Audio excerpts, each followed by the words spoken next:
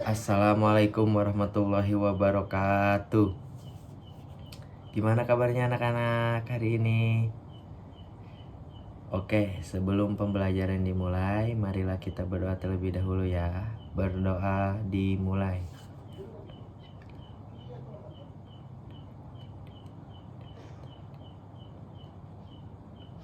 Oke, berdoa selesai. Oke, sebelum pembelajaran dimulai, Bapak akan mengecek dulu ya kehadirannya. Apakah hari ini ada yang tidak hadir? Oh, ternyata hadir semua. Alhamdulillah ya, hadir semua ya. Oke, hari ini ya pembelajaran hari ini yaitu pembelajaran tentang IPA ya, ilmu pengetahuan alam, tentang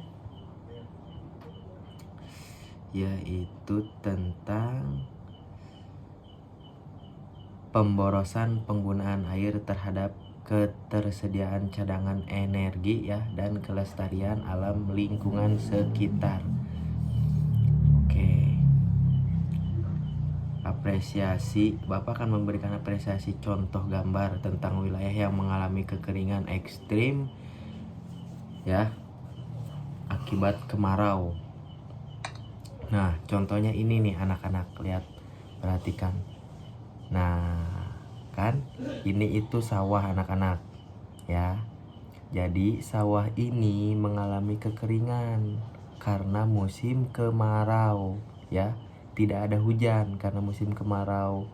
Nah, di saat musim kemarau, kita itu sangat membutuhkan air ya anak-anak ya. Jadi, di saat ada air di musim kemarau, kita harus menggunakan airnya secukupnya saja ya. Jangan boros-boros ya anak-anak ya. Oke, tujuan pembelajaran hari ini yaitu tujuannya tentang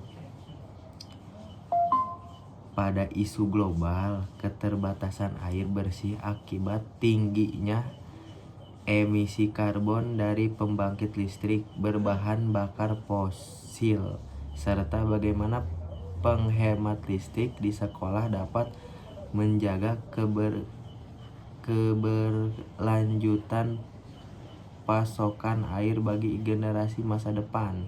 Nah, contohnya di sekolah anak-anak, Bapak akan jelaskan contohnya ya di sekolah. Yaitu contohnya di sekolah, jika kita sudah tidak menggunakan keran air, nah itu harap dimatikan. Jadi kita menyalakan keran air itu di saat kita membutuhkan ya. Seperti misalkan di wastafel ya, di SD kita sering ada tuh wastafel di depan sekolah ya, di depan kelas ya. Nah itu kan jika dibutuhkan kita nyalakan, jika tidak dibutuhkan kita matikan ya. Jadi jangan boros terhadap air ya anak-anak ya. Nah, jika kita mau mencuci tangan, nyalakan kerannya. Jika kita sudah mencuci tangan, maka matikan kerannya ya anak-anak ya. Jangan kalian terus nyalakan kerannya, itu akan mengakibatkan boros air ya.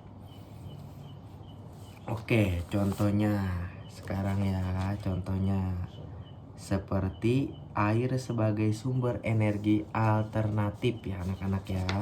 Bapak akan memberikan contohnya terhadap kalian, yaitu dengan menggunakan gambar kertas ya.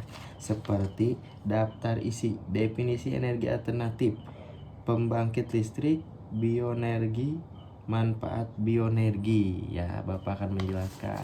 Yang pertama yaitu definisi energi alternatif, yaitu energi alternatif adalah sumber energi yang dapat diperbaharui atau tersedia secara melimpah di alam dan dianggap ramah lingkungan ya. Jadi sumber energi itu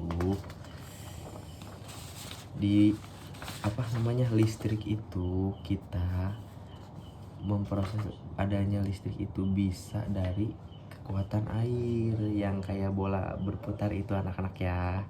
Oke, yang kedua anak-anak nih ya.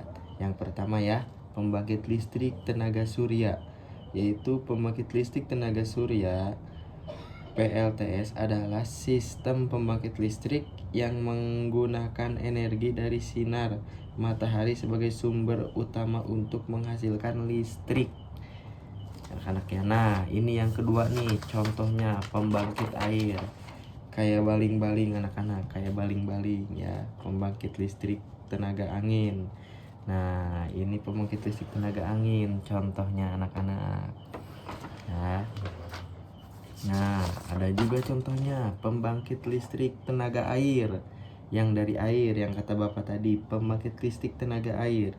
PLTA adalah sistem pembangkit listrik yang menggunakan energi kinetik dan potensial dari aliran atau jatuhan air untuk menghasilkan listrik ya. Jadi ada nih dari air yang berputar gitu. Itu dia berputar karena untuk menghasilkan energi listrik anak-anak ya. Nah, ada lagi anak-anak nih ya, contohnya pembangkit listrik tenaga panas bumi ya. Pembangkit listrik pada tenaga panas bumi ini sistemnya membangkitkan listrik yang menggunakan energi panas yang tersimpan di dalam bumi, panas bumi atau geotermal untuk menghasilkan listrik ya. Jadi bisa menghasilkan listrik itu dengan menggunakan pembangkit listrik tenaga panas bumi anak-anak ya. Nah, contohnya di sekolah jangan itu, kita jangan boros-boros kehadap air. Misalkan anak-anak nih mau kencing, mau BAB, nah nyalakan keran air jika yang di ember itu sudah kosong, nyalakan, penuhkan. Nah, jika sudah tidak dipakai, kita matikan kerannya ya anak-anak ya. Jangan dinyalakan terus, itu akan mengakibatkan boros ya anak-anak ya. Jadi ya kita harus menjaga lingkungan kita ya, kayak seperti di alam. Jika di musim kemarau ya, kita harus amat sangat-sangat jangan boros terhadap air, harus sangat-sangat awet terhadap air ya. Jadi menggunakan air itu secukupnya. Nah, gimana anak-anak? Apakah sudah paham dengan materi Bapak hari ini? Apakah ada yang ditanyakan? Jika sudah paham, sekian dari Bapak. Wabillahi taufiq hidayah. Wassalamualaikum warahmatullahi wabarakatuh.